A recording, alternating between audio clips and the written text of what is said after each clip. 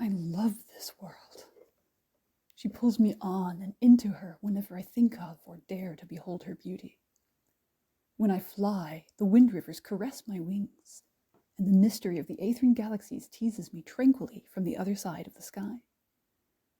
Who so loved the world that they fashioned the way of things? I hate this world. In a greed driven by fear, we, the conscious, buttress ourselves in the remnant floating islands, our precipitous refuse of land, and we suppose our humanity will protect us from the blighted beyond our borders. Who so hated the world that they fashioned the way of things?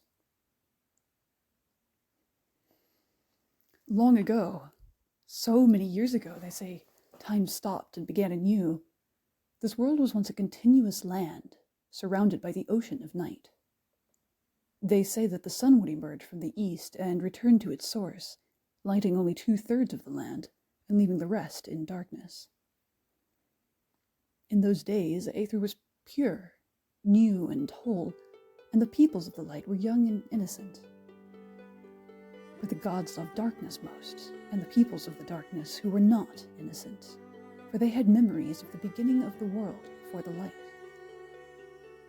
These memories pained and consumed them like a sickness of the heart too much in love. It blighted their innocence, and one ordinary day became Junochui, the breaking. So the scribes scribble in the musty pamphlets of the libraries. So the astronomers teach of the galaxies and shattered planets that ornament the skies. Merchants say they see this world from the remote coastal lighthouses, and farmers dig into it to plant their waterlogged orb fields. And sergeants-at-arms remind young squires and pages every class. This is what the billion jagged sky islands of Eithra say. They say how foolish it is to love the world. I forget sometimes how long it has been since I came here to the capital. 12 years is such a long time to adopt a new culture and way of life, to pretend to be one of those farmers or astronomers or merchants and trick them that I speak their tongue natively.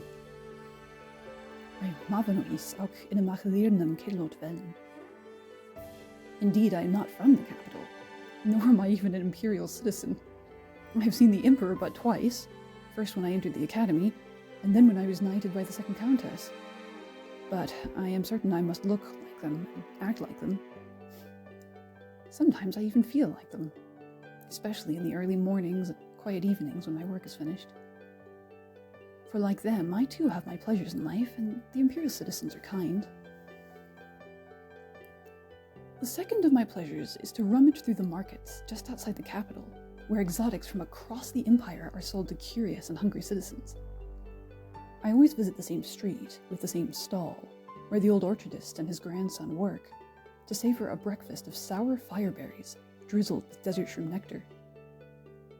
No dawn is golden until inaugurated with the splash of fireberries upon the tongue. But my primary pleasure lies not in the bustle, nor the rich prism of fabrics at the tailor, nor the peddler's merchandise from the exotic boundaries of the empire, but in seeking freedom across the skies.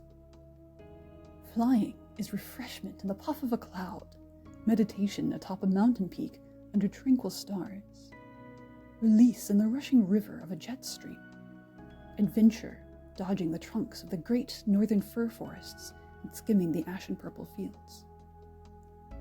In flight, one's companions become cloud, jet stream, and mountain, star, waterfield, and skyfall.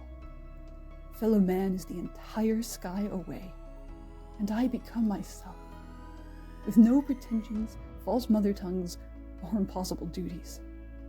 A speck amongst specks there, high up, tracing the tapestry of Eithra. I say escape, but can I mean escape?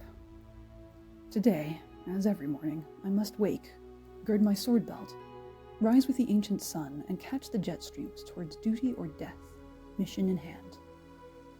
For I am the dragon hunter, and in the name of the Emperor, I slay dragons.